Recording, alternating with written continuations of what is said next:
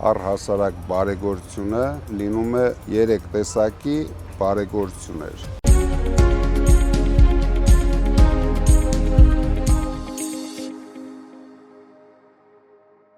Պարոն Կարապետյան, բարև ձեզ։ Բարև Ալիկ ջան։ Ոնց եք։ Շատ լավ, դու ոնց ես։ Ես էլ միշտ ուժեղ, շնորհակալ եմ շատ։ Շատ լավ է։ Պարոն Կարապետյան, կասեք, որն է եղել առաջի բարեգործությունը Հայաստանում, որ դուք արել եք։ Ես հիշում եմ 94-95 թվականներ, ես արդեն Կալուգայում էի ապրում եւ աշխատում։ Ինձ միշտ տանջում էր, որ Տաշիրում եկեղեցի չկա։ Երևի Հայաստանի միակ շրջանն էր, որտեղ եկեղեցի չկար։ Ինչքան հիշում եմ 94 թվականին սկսեցին կառուցել Տաշիրի եկեղեցին։ Ու ես գիտեմ, որ այդ եկեղեցին Սովետի փլուզումից հետո Հայաստանում առաջի եկեղեցին է եղել։ Ինչ է առհասարակ բարեգործությունը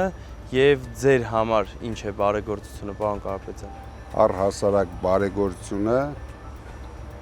դա մարդկանց օգնելն է եւ լինում է ու ինձ թվում է 3 տեսակի բարեգործություններ էմոցիայի առումով։ Մեկը երբ հիմնվում են բարեգործական հիմնադրամներ, հավաքվում է գումարներ տարբեր մարդկանցից, տարբեր ընկերություններից, այդ ժամանակ բարեգործները ստանում են աշխատավարձ եւ ծառայում են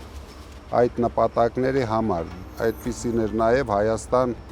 համահայկական հիմնադրամը եւ տարբեր այդպիսի հայկական հիմնադրամներ կան,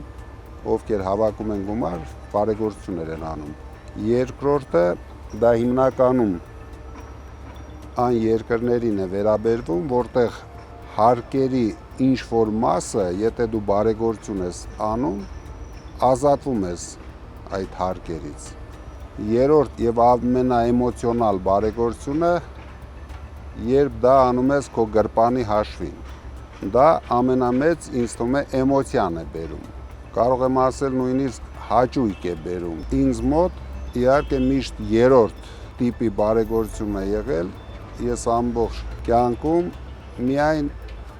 մեր միջոցներն եմ օգտագործել այդ նպատակների համար։ Դրա համար դրանից երևի ամենամեծ հաճույքը ես եմ ստացել, երբ հնարավորություն եմ ունեցել մարդկանց օգնելու։ Առհասարակ երեխաները չեն շարունակում իրենց ծնողների գործը, բայց ինչպես տեսնում ենք, ձեր պարագայում լրիվ հակառակն է։ Ինչու՞մն է այդ գաղտնիքը։ Սկսած դաստիարակությունից, նպատակասլացությունից, ես փոքրուց իրենց հետ խոսելով բերել եմ նրան, որ նրանք պարտավոր են օգտակար լինել մարդկանց։ Իսկ դա հնարավոր է միայն, եթե դու կարողանում ես ճիշտ ուղղություն ընտրել կյանքում։ Իրենք ընտրեցին իրենց համար ճիշտ ուղղություն, շարունակել իմ գործը եւ երեքն էլ արդեն 19 տարեկանից ակտիվ մասնակցում էին մեր ընտանեկան բիզնեսի մեջ։ Դրա համար ես հիմա արդեն հնարավորություն ունեմ ամբողջ բիզնեսը վստահեմ իրենց եւ վստահ եմ, որ իրենք ավելի կզարգացնեն, նույնիսկ առանց ինձ։ Իսկ ձեր շնորհիվ մենք կունենանք ուժեղ Հայաստան։ Եվ ամենակարևորը վստահությունն է։ Երբ դու վստահում ես քո երեխաներին, արդեն 12 տարեկանից իրենց վստահում էի։